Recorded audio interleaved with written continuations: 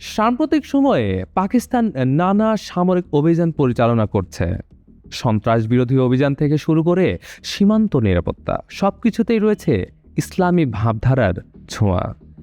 কিন্তু প্রশ্ন উঠছে, এসব অভিযানের নাম কি শুধুই প্রতীকী, নাকি ধর্মীয় আবেগ কাজে লাগানোর জন্য একটি কৌশল? চলুন জানি বিস্তারিত।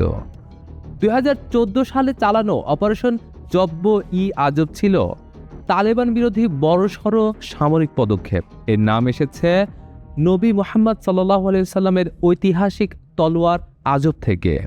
এই নাম ইসলামী ইতিহাসের এক গর্বের প্রতীক, যা পাকিস্তানের জনগণের মনে সাহস যোগাতে সাহায্য করেছে। এরপর আসে রাদুল ফাসাদ। ফাসাদ শব্দটি কুরআন থেকে নেওয়া, অর্থ বিশৃঙ্খলা বা অনাচার। এই অভিযানের লক্ষ্য ছিল দেশব্যাপী সন্ত্রাস নির্মূল করা। যদিও রাদুল ফাসাদ নামটি সরাসরি কোরআনের কোনো আয়াত নয়, তবে শব্দচয়ন ইসলামী ভাবনার উপর ভিত্তি করেই করা।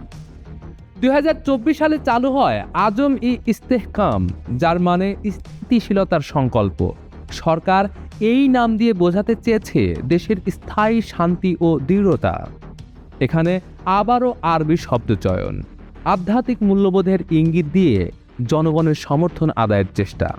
এবছর 2025-এর মে মাসে ভারত পাকিস্তান উত্তেজনার মাঝে নতুন অভিযান বুনিয়ানুন মারসুস, নামটি সরাসরি সূরা আস-সাফ থেকে নেয়া, অর্থ সীসা দ্বারা গাঁথা এক প্রাচীরের মতো সংহত সেনাবাহিনী। এক কথায় এই নামটি কোরআনিক এবং স্পষ্ট বার্তা দেয় ঐক্য, প্রতিরক্ষা ও ঈমানের শক্তি।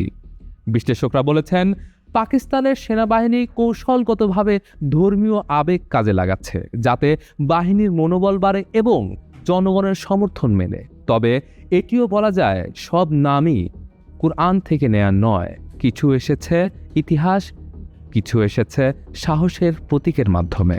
তবে বড় প্রশ্ন থেকে যায়, এই নামকরণ কি কেবল ধর্মীয় অনুপ্রেরণা, নাকি ভূরাজনীতিতে এক নতুন কৌশল? ভবিষ্যৎ বলবে আসল সত্য।